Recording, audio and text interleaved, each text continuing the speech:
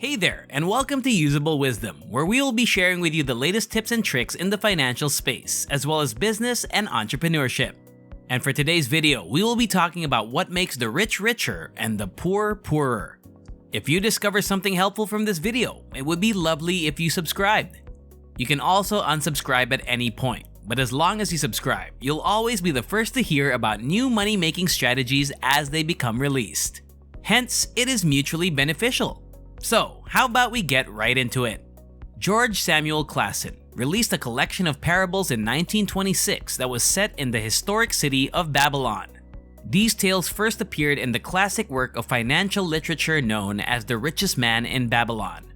The tried and true advice the book offers on gaining wealth and riches will astound you if you've never read it. The first characters in the story are a chariot builder named Bansir and a musician named Kobi.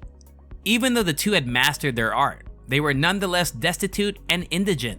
So they went to their childhood friend Arkad, who, in stark contrast, had become quite affluent and had acquired vast assets, to seek his counsel and wisdom.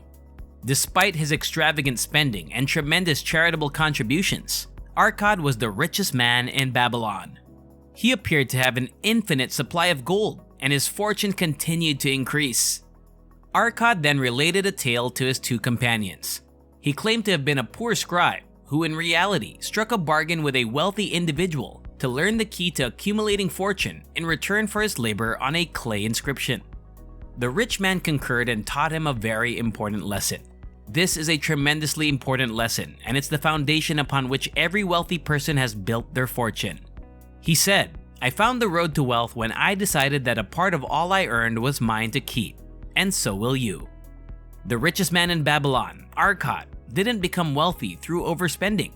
He became wealthy by saving 1/10 or 10% of his salary and investing it in strategies that would undoubtedly increase his returns. The first golden rule is to set aside 10% of your income for investments. According to the book, any man who will set aside at least 1/10 of his income to establish an estate for his and his family's future will get gold joyfully and in growing quantities. This law relates to the idea of paying yourself first. This is something that wealthy people are highly aware of. A proactive strategy toward financial freedom is to pay yourself first. Many people frequently lament their limited financial resources. No matter what they do, they'll always claim to always run out of money at the end of the month. Or they can remark something like, "My job doesn't pay me enough." The majority of the so-called priorities, such as weekly dinners out or going out every week, are actually not necessary expenditures after all, and take a significant financial toll on your income statement, notwithstanding the validity of the points made above. So what you should do is set aside 10% each month instead. Make sure you have 10% saved up as soon as your paycheck comes before you pay the rent, utilities, mortgage, or Netflix. Your financial situation may improve and your savings and investment funds will grow the earlier you start. You'll not only benefit from compound growth to make your money increase more quickly. However, you won't be alarmed if a serious financial emergency arises, such as hefty medical expenses, an expensive car repair, or in the worst case scenario, a layoff. Investing your money is the second golden rule. Gold, according to the book, is industrious and contented for the intelligent owner who secures it for lucrative employment, multiplying even like the lambs of the field. Golden money is a willing worker in fact. The wealthiest man in Babylon had an early understanding of how money functions and how to use his wealth for his own benefit. He learned to distinguish between essentials and luxury and was able to keep his spending under control. Many people have trouble telling the two apart. The general guideline for indulgences is straightforward. Don't buy something if you don't need it. That's how easy it is. You can start looking for profitable, secure investments to make as your savings grow. Invest your money in a variety of things, including businesses, real estate, stocks, and bonds. You ought to imagine your money as a small army that goes to battle and returns with loot. More soldiers means more rewards and goods that your men will bring back.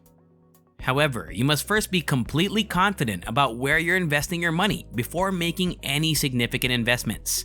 Make wise investments, and your money will increase significantly. We now get to the third golden law.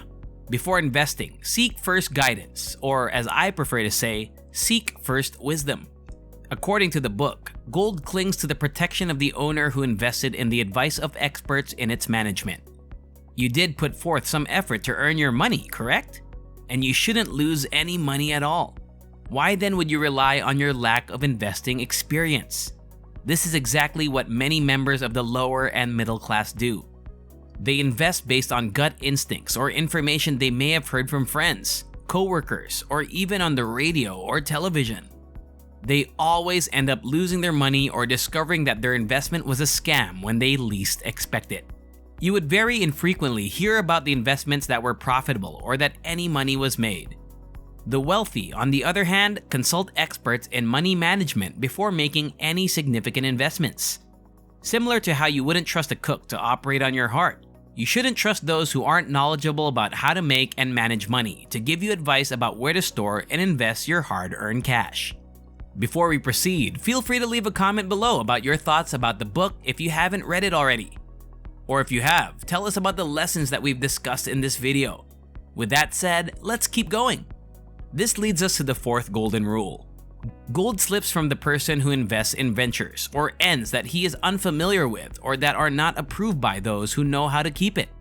The greatest method to demonstrate this idea, in my opinion, is with Noah, an acquaintance of mine. Noah has thus been abiding by and putting the first rule of gold into action for a full year, and it has so far amassed a large sum of money, a total of $10,000 savings. Noah is a rather intelligent man. In addition to watching TV and YouTube videos about his favorite topic, investing and making money, he reads a few books each year.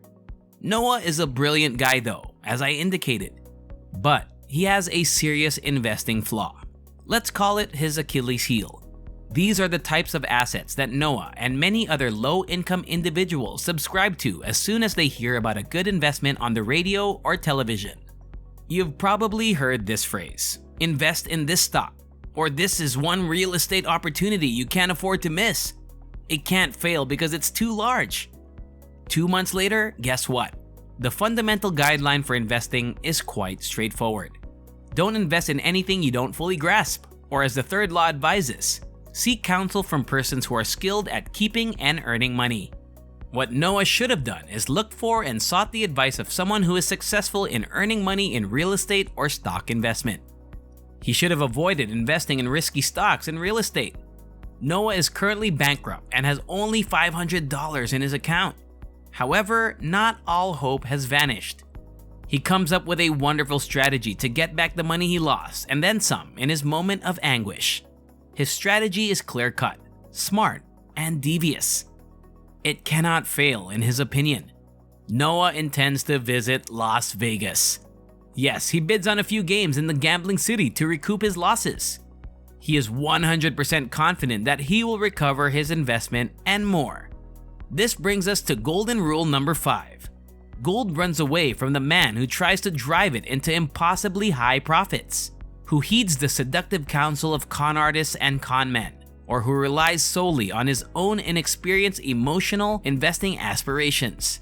Noah, you see, thought that gambling was the quickest and simplest method to recover the money he lost.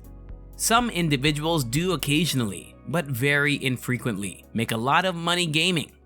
Noah's day, however, did not end well. That year, my friend Noah picked up 2 significant lessons. 1. Whatever happens in Vegas remains in Vegas. Secondly, there is no short path to riches.